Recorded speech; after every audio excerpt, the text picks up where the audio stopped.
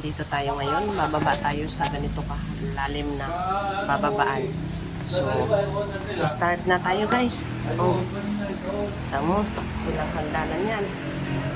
Oh my God. Ito. Taas, ayan yung tataas na ano, lugar. So, ngayon nandito tayo. Oh no. Ayan oh.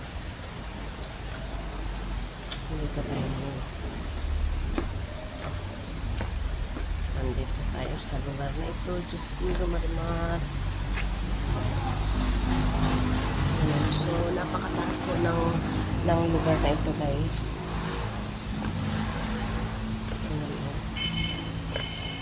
Nakakalula. Ayun, swimming pool sa baba.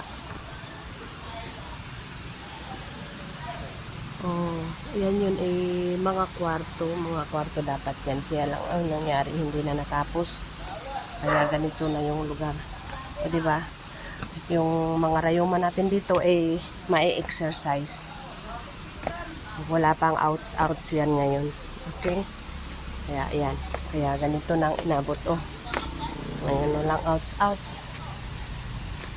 So, ngayon guys, nandito na tayo sa baba. Ayan yung tulay, o tinong nandun sa itaas yung tulay. Nandyan yung dapat ay mga kwarto. So, hindi na natapos yan. Iniwan na ng may-ari. At ito daw, lugar na ito ay binibenta. Ayan o, ayoko mahulog dyan sa tubig. Ay, mariones. Ayan. So, diba, ito yung ating dadaanan ngayon. At tayo ay nakapang chinelas ng pangloob ng bahay, guys. Ayan oh. So taste tayo ngayon sa paglakad dito na ano, kasi yung aking sinilas na panglabas ginamit ng ibang ano. So nandito tayo, oh, diba? Napaka-presko ng lugar, sobrang fresh ng lugar niya, kaya lang ayun, ano siya. Ito yung swimming pool na dito tayo pala maliligo, guys. So, di ba ang ganda ng lugar? So, yun.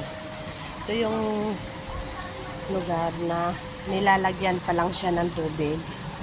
Yan, nilalagyan pa lang siya ng tubig, guys. Hindi pa siya tapos. Madulas ka dyan, baby, ha? Hindi pa siya tapos. So, ito yung tinignan natin kanina na hindi malinaw yung ating pagkakakuha ng video kasi nandun tayo sa taas. So, ito yung baba ng taas kanina kung saan nandun tayo. Doon sa taas na yun. So, ngayon nandito tayo sa lugar na ating paliliguan. Kaya lang hindi pa napupuno yung tubig. Lalagyan pa lang. Oh, ito may pang bata. Wala pa siyang tubig. So, yung tubig niya, diretso yan siya sa ano.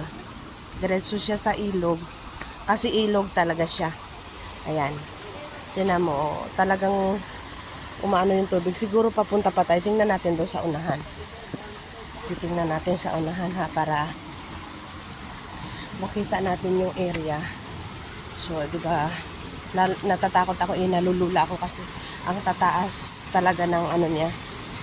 Matataas yung kanyang, ayan yung tubig na umaagos. Ayan yung tubig na umaagos, guys. O, diba?